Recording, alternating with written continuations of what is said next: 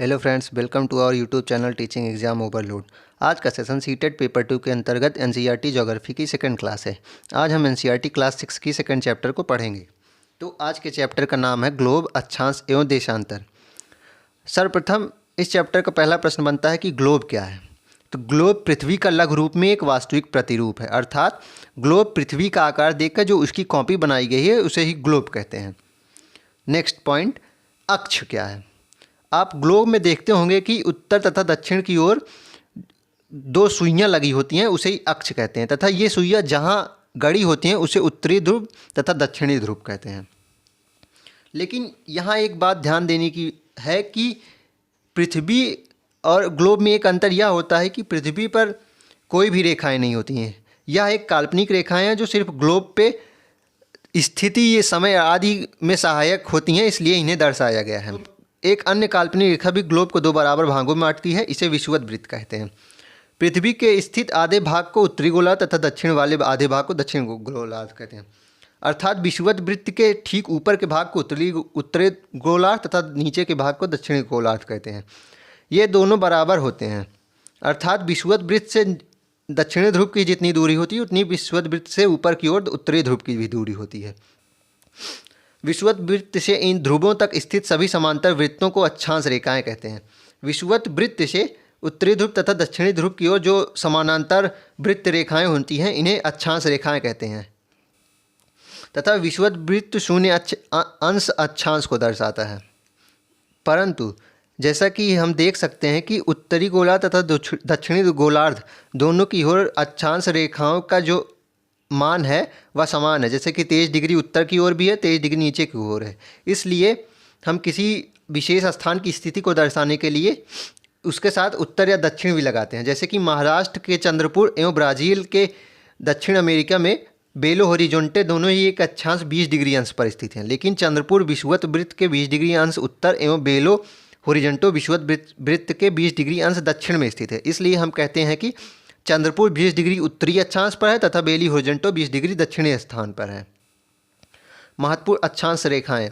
विषुवत वृत्त, उत्तर ध्रुव तथा दक्षिणी ध्रुव के अतिरिक्त 4 महत्वपूर्ण अक्षांश रेखाएं और भी हैं। ये हैं उत्तरी गोलार्ध में कर्क रेखा जो 23 डिग्री उत्तर की ओर होती है तथा दक्षिणी गोलार्ध में मकर रेखा जो 23 डिग्री दक्षिण की ओर होती है। विषुवत वृत्त के 66 डिग्री उत्तर में उत्तर ध्रुव वृत्त होता है तथा विषुवत रेखा के 66 डिग्री दक्षिण में दक्षिण ध्रुव वृत्त होता है। जैसे कि यह सब बना है, यह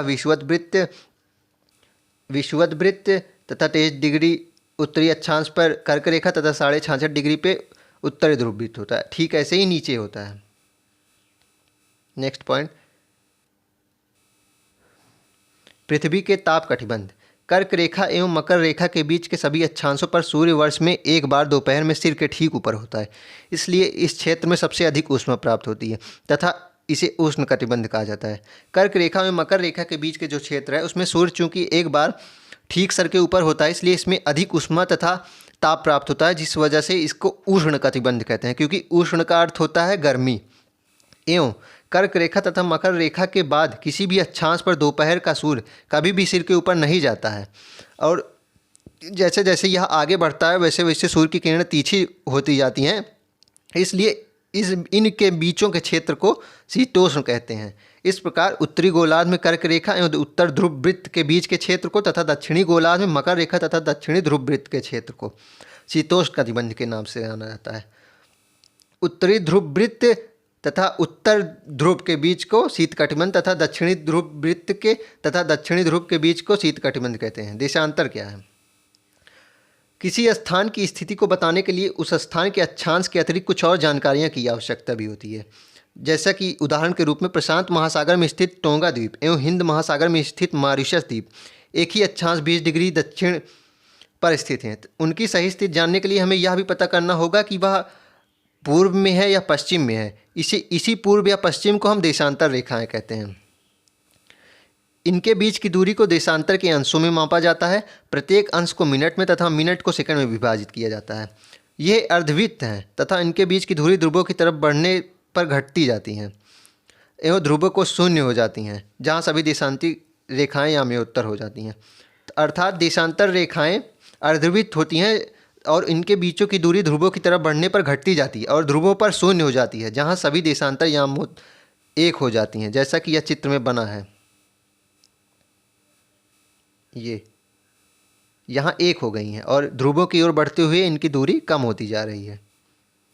अगला पॉइंट, अक्षांश रेखाओं से भिन्न सभी देशांतरी याम्योत्तर की लंबाई समान नहीं होती है, इसलिए इन्हें सिर्फ मुख्य संख्याओं में व्यक्त करना कठिन था। तब सभी देशों ने निश्चय किया कि ग्रीनविच, जहाँ ब्रिटिश राज की वेधशाला स्थित है, से गुजरने वाली याम्योत्तर से पूर्व और पश्चिम की ओर गिनती शुरू की जाए। इस याम्योत्तर को प्रमुख याम्योत्तर कहते हैं। इसका मान 0 डिग्री देशांतर है तथा यहाँ से हम 180 डिग्री पूर्व या 180 डिग्री पश्चिम तक गणना करते हैं। प्रमुख याम्योत्तर तथा 180 डिग्री याम्योत्तर मिलकर पृथ्वी के दो समान भागों, पूर्वी गोलार्ध एवं पश्चिमी गोलार्ध में विभाग करती हैं। इसलिए किसी स्थान के देशांतर के आगे पूर्व के लिए अक्षर पू तथा पश्चिम के लिए अक्षर प का उपयोग करते हैं। यह जानना रोचक होगा कि 180 डिग्री पूर्व और 180 डिग्री पश्चिम याम्योत्तर एक ही रेखा पर स्थिति होती है। नेक्स्ट पॉइंट, देशांतर और समय। ग्रीनविच पर स्थित प्रमुख याम्योत्तर पर सूर्य जिस समय आकाश के सबसे ऊंचे बिंदु पर होगा, उस समय याम्योत्तर पर स्थित सभी स्थानों पर दोपहर होगी। चूँकि पृथ्वी पश्चिम से पूर्व की ओर चक्कर लगाती है, अतः वे स्थान जो ग्रीनविच के पूर्व में है उस समय ग्रीनविच समय से आगे होगा तथा जो पश्चिम में है उनका समय पश्चिम में होगा। अर्थात चूँकि हमें यह मालूम है कि पृथ्वी पश्चिम से पूर्व की ओर चक्कर लगाती है, अतः इसी कारणवश सूर्य पूर्व से निकलता है, जिस कारण से ग्रीनविच समय पूर्व में ग्रीनविच समय से आगे होता तथा पश्चिम में उसका समय पीछे होगा। समय के अंतर की दर की गणना निम्नलिखित विधि से की जा सकती है। पृथ्वी लगभग 24 घंटे में अपने अक्ष पर 360 डिग्री घूमती है, तो वह 1 घंटे में 15 डिग्री एवं 4 मिनट में 1 डिग्री घूमती है। इस प्रकार जब ग्रीनविच में दोपहर 12 बजते हैं, तब ग्रीनविच से 15 डिग्री पूर्व में समय होगा 15 × 4 अर्थात 60 मिनट, अर्थात ग्रीनविच के समय से 1 घंटा आगे, अर्थात वहाँ दोपहर का 1 बजा होगा। लेकिन ग्रीनविच से 15 डिग्री पश्चिम का समय ग्रीनविच समय से 1 घंटा पीछे होगा, यानी वहाँ सुबह के 11 बजे होंगे। इस प्रकार जब ग्रीनविच पर दोपहर 12 बजे होंगे, उस समय 180 डिग्री पर मध्य रात्रि होगी। किसी भी स्थान पर जब सूर्य आकाश में अपने उच्चतम बिंदु पर होता है, दोपहर में, उस समय घड़ी में दिन के 12 बजते हैं। इस प्रकार घड़ी के द्वारा दिखाया गया उस समय स्थान का स्थानीय समय होगा। आप देख सकते हैं कि इस दिए गए देशांतरी याम्योत्तर पर सभी स्थानों का स्थानीय समय समान है। हम मानक समय क्यों मानते हैं? अलग अलग याम्योत्तर पर स्थित स्थानों के स्थानीय समान समय में अंतर होता है। उदाहरण के लिए, बहुत से देशांतरों से होकर गुजरने वाली रेलगाड़ियों के लिए समय सारणी तैयार करना कठिन होगा। भारत में गुजरात के द्वारका तथा असम के डिब्रूगढ़ के स्थानीय समय में लगभग 1 घंटा 45 मिनट का अंतर होगा। यह सीटेट के प्रीवियस ईयर में यह क्वेश्चन आ गया है कि गुजरात के द्वारिका तथा असम के डिब्रूगढ़ के स्थानीय समय में लगभग कितने घंटों की दूरी होती है, तो यह उत्तर होगा 1 घंटा 45 मिनट।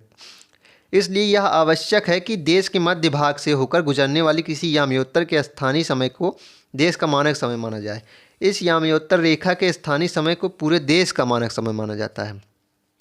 भारत में 82.5 डिग्री पूर्व को मानक याम्योत्तर माना गया है। इस याम्योत्तर के स्थानीय समय को पूरे देश का मानक समय माना जाता है। इसे भारतीय मानक समय के नाम से भी जाना जाता है। भारत ग्रीनविच के पूर्व में 82.5 डिग्री पूर्व में स्थित है तथा यहाँ का समय ग्रीनविच समय से 5.5 घंटा आगे है। इसलिए जब लंदन में दोपहर के 2 बजे होंगे, तब भारत में शाम को 7:30 बजे होंगे। यह भी प्रश्न सीटेट में पूछा जा चुका है कि लगभग जब लंदन में दोपहर के 2 बजे होते हैं, तब भारत में कितना बजेगा, तो इसका उत्तर होगा 7:30 बजे। कुछ देशों में देशांतरी विस्तार अधिक होता है, जिसके कारण वहाँ 1 से अधिक मानक समय अपनाए गए हैं। उदाहरण के लिए, रूस में 11 मानक समय अपनाया गया है।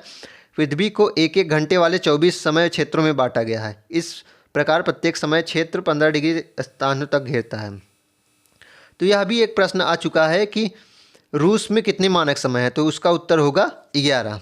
चलिए, आज का सेशन यहीं तक। कल हम NCERT ज्योग्राफी के चैप्टर 3 को पढ़ेंगे। तब तक हमारे चैनल को लाइक सब्सक्राइब करें। धन्यवाद।